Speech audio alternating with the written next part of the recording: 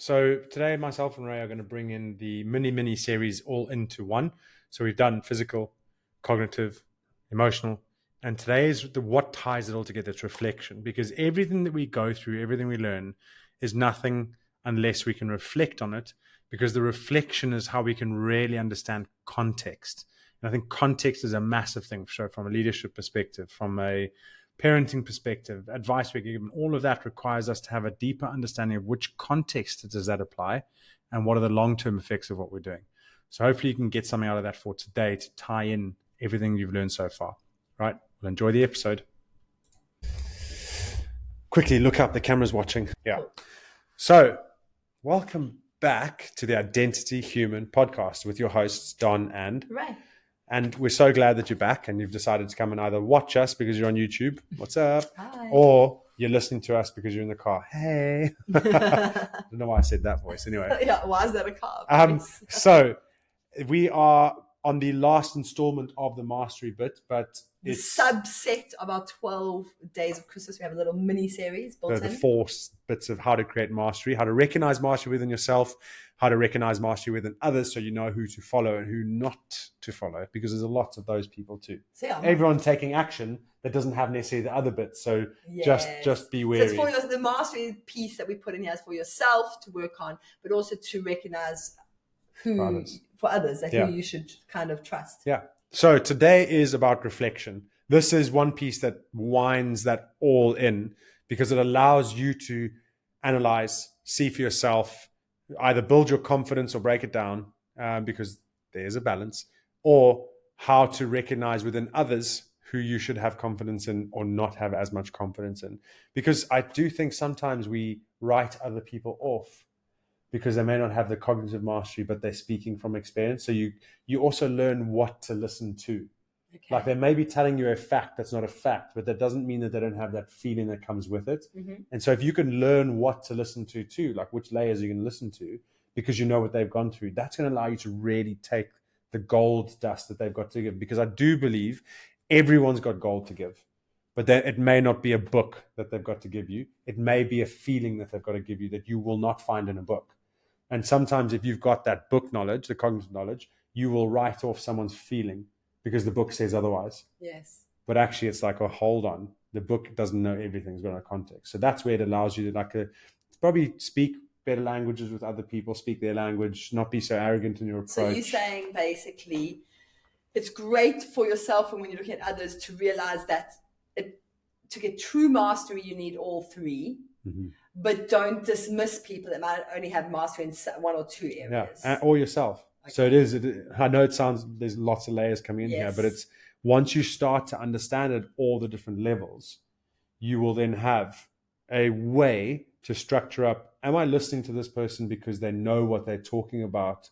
Am I listening to them because they feel what they're talking about or because they do what they're talking about? Or have they been through it all?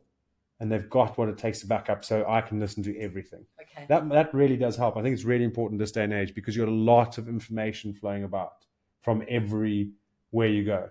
You've got old, fixed mindset people now getting to growth mindset and giving their talks. You've got the youngsters that come up. They've been given an encyclopedia from some really good influencer, and it's coming everywhere. So you've got to learn to think for yourself. That's like. I'm hoping that at the end of this, we've created the ability for you to critically think for yourself in so many different ways to create your own mastery, and it's mastery on good foundations. So how can people use, what is reflection? How can they reflect? Because we can't talk about the importance of it, but how can they reflect? I know we've journaling we've talked about, and meditation, which was an interesting one that you added in there. But I think guided meditation might be better for reflection. Okay. Because I think sometimes we can sit down and be like, oh, okay, I don't really know how this, but if you've got someone that knows what they're doing, or an audio that will take you through it, and it takes you through. Generally, when you structure it up, it's so different. And I've tried it. You can sit there, and sometimes there is a need to just sit. Different to what?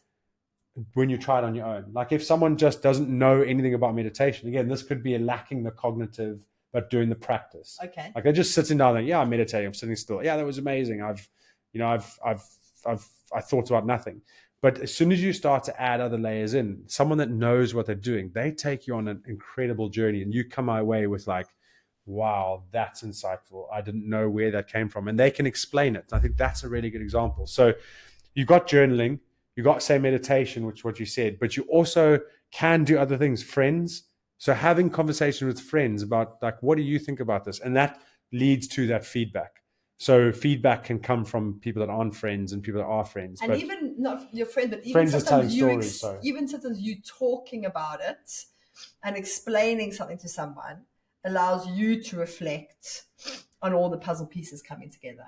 Writing a book is a good example. That's why they say if you want to become a key person of influence, write a book. And it's not because you want to make money off the book, but because it helps you put your thoughts all together, because you're doing practice, you're reflecting. And I think that's a really good example.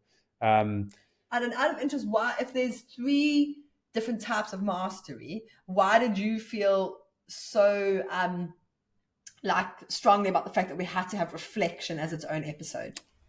Great question.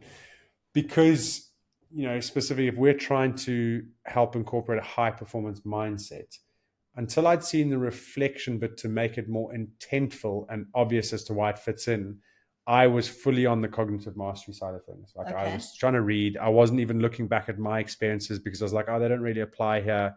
And I was doing the practice. Like, I was running the marathons. Once I had the cognitive, I was like, yeah, we're going to practice. I'm going to run the marathons. I'm going to do it again, do the 3 peaks. I'm going to do this fast. I'm going to do all of this stuff because I need to apply this cognitive mastery.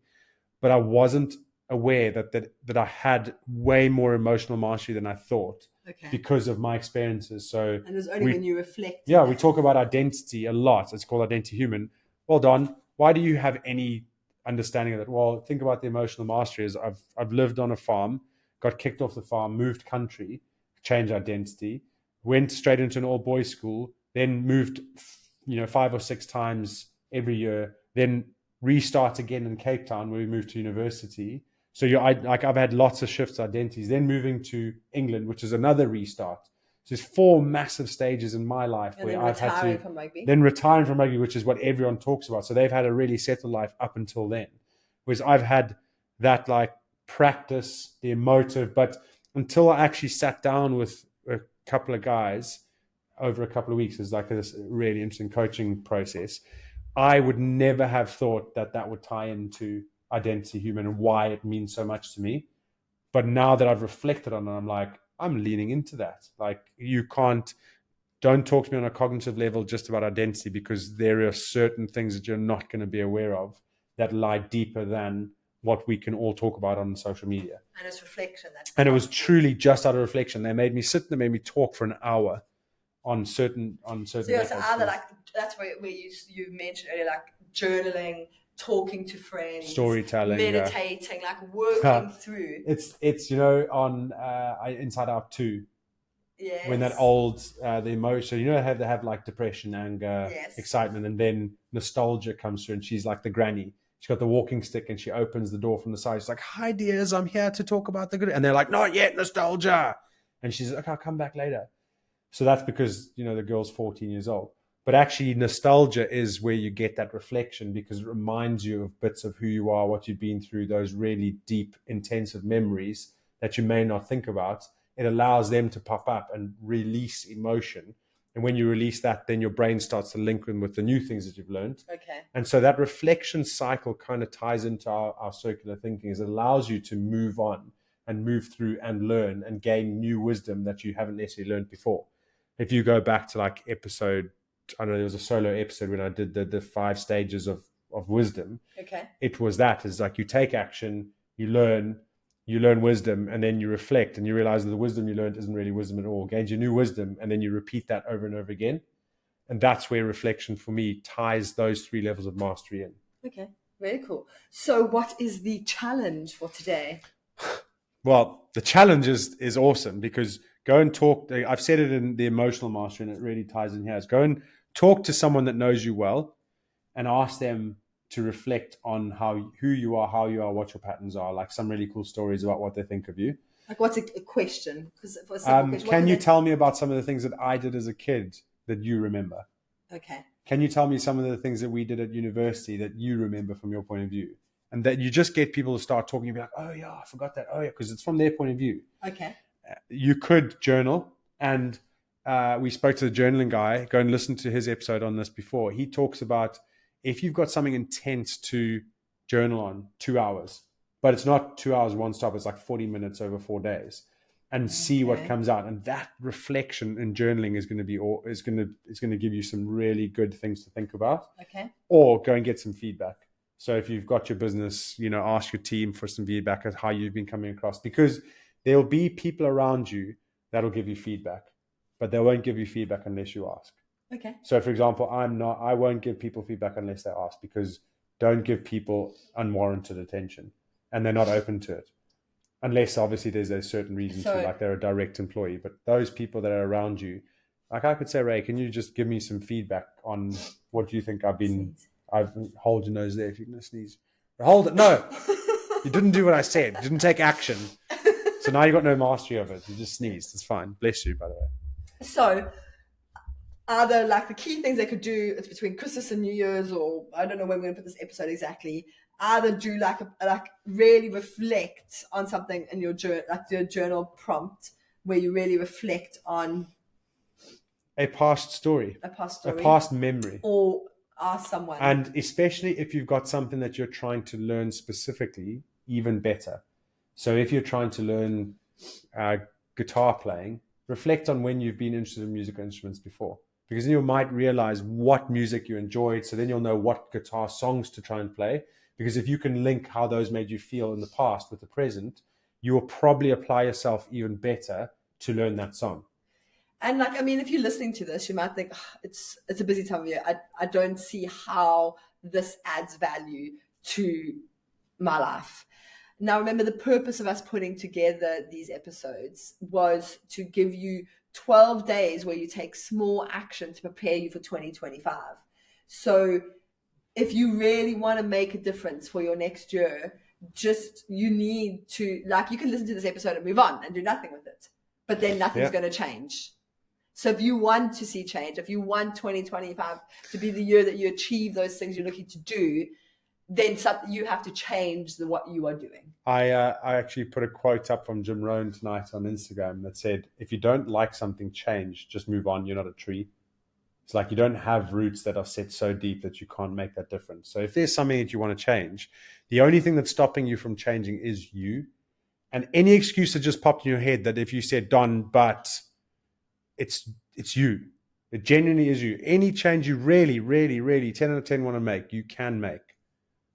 But there's excuses that get in your way. And if you start to believe in them, then you're going to come short. And it could be, I don't know why this popped in my head, but you want to quit smoking or e-cigarettes. Quit, please. Quit. And so there could be, there's mastery around being able to overcome an addiction. Yeah. You could have read everything, so you have the cognitive mastery, and you could have the physical, I don't know where they're related, but the emotional side might be stopping you. So this is where you really need to reflect on kind of how you overcome something. Yep. Awesome. Cool. Well, that's it. That's the fourth installment of our mastery. So if you want a summary, that is cognitive mastery, emotional mastery, and physical mastery, all summed up and tied together with reflection. It's going to be so important to do that bit. That's going to help you understand where you're lacking in your own mastery, where you might have mastery that you haven't thought about, the same with others, where they're lacking or where they have it that you haven't seen before. So it's going to help you critically think for yourself, what information should I take on or shouldn't I to improve my current situation or someone else's. Okay, so we'll end it there. Thank you very much for listening. We really, really appreciate you. Remember, Ubuntu, we are who we are through others. I will work on me for you if you work on you for me. Have a great day. Should we do minimum?